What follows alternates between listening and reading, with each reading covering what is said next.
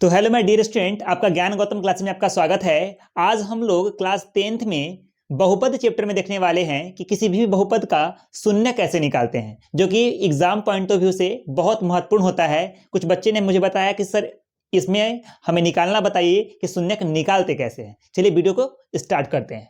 चलिए हम सबसे पहला एक सवाल हम लोग का क्या है कि द्विघात बहुपदों के शून्य के ज्ञात करें। क्या ज्ञात करना है? शून्य के ज्ञात करना है। तो सबसे पहले ये सवाल हम लोग का है y² - 3 का हमें क्या निकालना है? शून्य के निकालना है। ठीक है, तो हमें ये दिए हुए जो क्या दिए हुए px दिए हुए, क्या दिए हुए?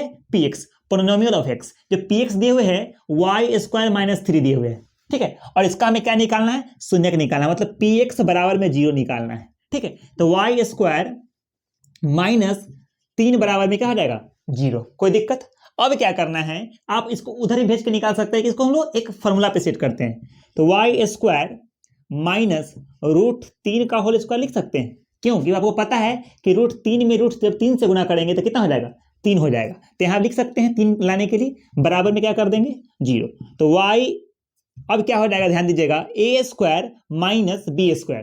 तो a² और -b² का फॉर्मूला क्या होता है? a प्लस में b होता है, इंटू में होता है a माइनस में b, a माइनस में b। कोई दिक्कत? चलिए एक सवाल को अब मैं आप आराम से देखिए कि हम सब बना कैसे रहे, डिटेल में देख लीजिए। ठीक है, चलिए आगे बढ़ते हैं। इसको लिखेंगे a प्लस में b इंटू a माइनस में b, a माइनस में b बराबर में क्या करते हैं? 0। अब y प्लस √3 बराबर में 0 करेंगे, एक और करेंगे y माइनस √3 बराबर में भी 0। तो y बराबर में क्या हो जाएगा? -√3 और y बराबर में हो जाएगा आपका √3। तो इसलिए y का मान कितना हो जाएगा? -√3 और हो जाएगा √3। ये हम लोग का आंसर हो गया। कोई दिक्कत? चलिए इस तरह से हमारा y² माइनस इतना का शून्य निकल गया, -√3 और √3। ठीक है, चलिए आगे वाला सवाल को सोल्व करते हैं। ये सवाल है, इसको मिटाते हैं। ठीक है, चलिए सवाल है 2y² - 8x + 6 का हमें क्या निकालना है? शून्य का निकालना है। ये हमारा क्या दिए हुए? px दिए हुए। क्या दिए हुए? चलिए इधर लिख देते हैं कि px बराबर हमें दे दिया है इतना। तो क्या करेंगे?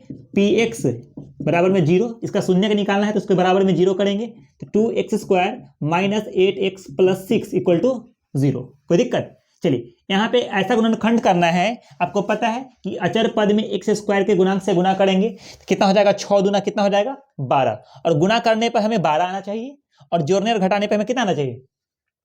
8 आना चाहिए, -8। तो 6 दूना 12 कर लेते हैं। तो 12 को हम लिख सकते हैं 6 गुने 2, और जब दोनों को जोड़ेंगे तो कितना हो जाएगा? 8। तो हमें 8 आना चाहिए, तो माइनस ले लेंगे। तो 2x² - 6x - 2x, अब प्लस में कितना लिख लेंगे? 6 बराबर में 0। ठीक है, इसको मिटा देते हैं। तो यहाँ पे दोनों में कॉमन लेंगे, इसमें फिर इसमें कॉमन लेंगे। तो 2x कॉमन लेंगे तो हो जाएगा x - 3। यहाँ पे कॉमन ले लेंगे कितना? 2, तो हो जाएगा x - 3 बराबर में 0। तो 2x - 2 ब्रैकेट को जो बाहर इसको एक ब्रैकेट में, जो ब्रैकेट के अंदर इसको एक ब्रैकेट में, x - 3 बराबर में 0। 2x - 2 बराबर में 0 और x - 3 बराबर में 0।